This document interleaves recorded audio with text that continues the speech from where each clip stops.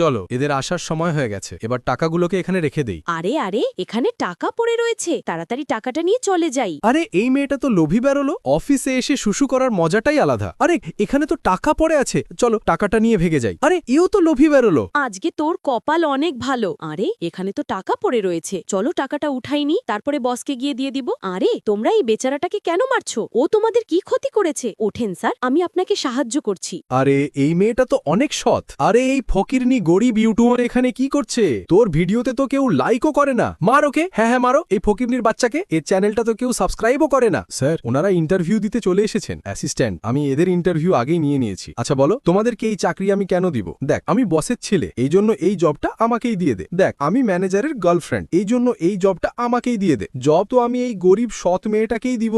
আরে ফকিরনির বাচ্চা গরিব ইউটিউবার, তোর সাহস কিভাবে হলো আমাকে চাকরি না দেওয়ার? এবার দেখিস তোর এই ছাতার মাথার বালের ভিডিওতে কেউ লাইক সাবস্ক্রাইব করবে না। ঠিক বলেছে, ওর ভিডিওতে কেউ লাইক সাবস্ক্রাইব করবে না। তোমাদের ধমকিতে কিছুই হবে না। আমার ভিউয়ার্সরা অনেক ভালো, ওরা আমার ভিডিওতে লাইকও করে দিবে, চ্যানেলটা সাবস্ক্রাইবও করে দিবে। তোমরা দেখে নিও।